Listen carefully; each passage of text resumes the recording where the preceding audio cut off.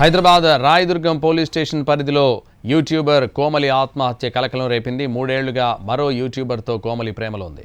ఇంట్లో ఎవరూ లేని సమయంలో ఉరేసుకుని సూసైడ్ చేసుకుంది. మణికొండ చిత్రపురి కాలనీలోని తన మామ ఇంట్లో ఉంటుంది కోమలి.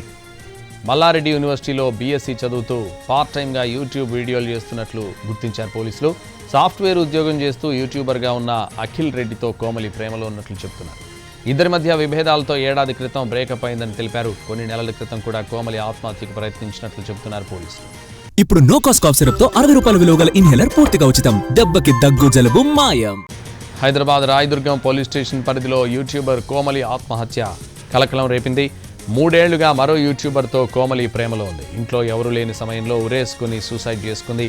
మణికొండ చిత్రపురి కాలనీలోని తన మామ ఇంట్లో ఉంటోంది కోమలి. మల్లారెడ్డి యూనివర్సిటీలో బీఎస్సీ చదువుతూ పార్ట్ టైంగా యూట్యూబ్ వీడియోలు చేస్తున్నట్లు గుర్తించారు పోలీసులు. సాఫ్ట్వేర్ ఉద్యోగం చేస్తూ యూట్యూబర్గా ఉన్న అఖిల్ రెడ్డితో కోమలి ప్రేమలో ఉన్నట్లు చెబుతున్నారు. ఇద్దరి మధ్య విభేదాలతో ఏడాది క్రితం బ్రేకప్ అయిందని తెలిపారు. కొన్ని నెలల క్రితం కూడా కోమలి ఆత్మహత్యకు యత్నించినట్లు చెబుతున్నారు పోలీసులు.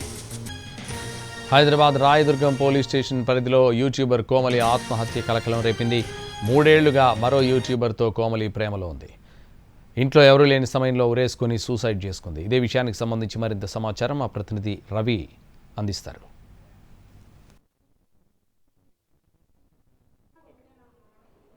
ప్రస్తుతం మనం చిత్రపురి కాలనీలోని కోమలి ఉంటున్నటువంటి ఫ్లాట్లో ఉంటున్నాం. ఇందులోనే 404లోనే కోమలి ఉంది. తను మాత్రమే సింగిల్గా ఉండేది. అప్పుడప్పుడు ఫ్రెండ్స్ వచ్చి వెళ్తుండేటటువంటి వాళ్ళు. తను యూట్యూబర్గా ఉంటూ రీల్స్ అవి చేస్తూ పోస్ట్ చేసేది. తను ఉండడమే కాకుండా వాళ్ళ ఫ్రెండ్స్తో ఎప్పుడైనా వచ్చినప్పుడు ఇక్కడ రీల్స్ చేయడం, బయట ఏమైనా రీల్స్ చేయడం లాంటివి చేసేది అని చెప్తా ఉన్నారు ఇక్కడ ఉన్నటువంటి వాళ్ళు. అయితే డోర్ పెట్టుకొని ఉన్నప్పుడు తన ఫ్రెండ్స్కు మెసేజ్ చేసింది. తను ఆత్మహత్యకు పాల్పడుతున్నానని చెప్పి కూడా కొందరికి మెసేజ్ చేసినట్లుగా తెలుస్తుంది. గతంలో కూడా ఒకసారి సూసైడ్ అటెంప్ట్ చేసింది. అయినా తనకి ఏం అవ్వకపోవడంతో ఈసారి కూడా అదే జరిగి ఉండొచ్చు అని చాలామంది లైట్ తీసుకున్నారు. కానీ ఒక యువతి మాత్రం వచ్చి డోర్ కొట్టడానికి ప్రయత్నించింది. అయినా ఓపెన్ చేయలేదు. ఎదురుగా ఉన్నటువంటి ఫ్లాట్ వాళ్ళకి చెప్పారు. వాళ్ళు ట్రై చేసినా కూడా ఫ్లాట్ ఓపెన్ చేయలేదు. కానీ పోలీసులకు సమాచారం ఇచ్చినప్పుడు డోర్ బద్దలు కొట్టి వెళ్ళి చూడగా లోపల కోమలి హ్యాంగ్ చేసుకుని ఆత్మహత్యకు పాల్పడిందని చెప్తూ ఉన్నారు. ఆత్మహత్య గల కారణాలపైన ఇప్పటికే రాయదుర్గం పోలీసులు కేసు నమోదు చేసుకుని దర్యాప్తు చేస్తూ ఉన్నారు. ఇక్కడ ఉన్నటువంటి నైబర్స్ కూడా ఉన్నారు. ఎందుకు ఆత్మహత్య చేసుకునేమన్నా తెలుసా అండి? అసలు ఆ రోజు ఏం జరిగింది? సరే, మాకేమీ తెలీదు. తను ఒక్కతే ఉంటుంది. ప్లస్ వచ్చేసి సోమవారం తెల్లవారుజామున వాళ్ళ ఫ్రెండ్ వచ్చారు. తను డోర్ కొట్టారు. మాకు సౌండ్ బాగా వినిపించి డోర్ తీసాం. ఏమైందంటే కోమలి డోర్ తీయట్లేదు అని అంటే, అవునా ఏం కాదులేమ్మా అని మేము అలా చెప్పామన్నమాట. సరేనని చెప్పి తను వెళ్ళిపోయింది.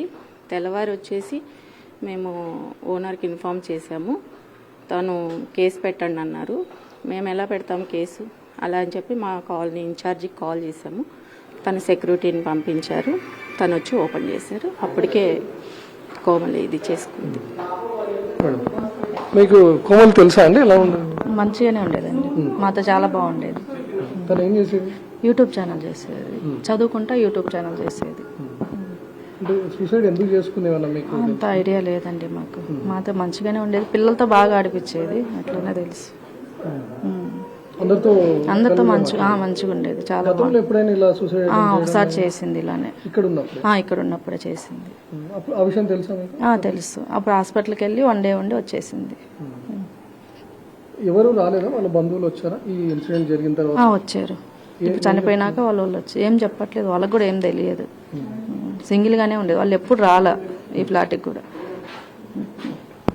సో ఇక్కడ ఉన్నటువంటి వాళ్ళతో చాలా కలివిడిగా ఉండేదని చెప్తున్నారు. ఆత్మహత్య ఎందుకు చేసుకుందనే విషయం కూడా మాకు తెలియదు అని చెప్తా ఉన్నారు. కానీ స్థానికంగా ఉండే ఒక యువకుడితో లవ్లో ఉంది. తను ఇబ్బంది పెట్టడం కారణంగా, వేధించడం కారణంగానే తను ఆత్మహత్య చేసుకుంది అని కారణాలు వినిపిస్తూ ఉన్నాయి. కానీ దానిపైన ఇంకా క్లారిటీ రావాల్సి ఉంది. ఇప్పటికే పోలీసులు దర్యాప్తు చేస్తూ ఉన్నారు. ఎవరైతే అనుమానాస్పదంగా ఉన్నటువంటి ఆ యువకుడు ఉన్నారో తనను కూడా పోలీసులు ప్రశ్నిస్తూ ఉన్నారు. ఇప్పటికే ఈ కోమలి తల్లి కూడా రాయదుర్గం పిఎస్లో కంప్లైంట్ ఇచ్చింది. దాని ఆధారంగా దర్యాప్తు చేస్తున్నారు. మిడ్నైట్లో వచ్చి ఫస్ట్ ఎవరైతే డోర్ లాక్ చేశారు ఆ యువతికి తెలుసు, ఎలా తెలుసు సూసైడ్ చేసుకుంటున్నాను అని చెప్పి ఎవరికి మెసేజ్ పెట్టింది, లేకపోతే ఆ యువతికే పెట్టిందా అనే దానిపైన కూడా పోలీసులు ఆ సీసీ ఫుటేజ్ ఆధారంగా దర్యాప్తు చేస్తున్నారు. కెమెరామెన్ వెంకట యాదవ్తో రవికుమార్, ఎన్టీవీ, చిత్రపురి కాలనీ నుంచి.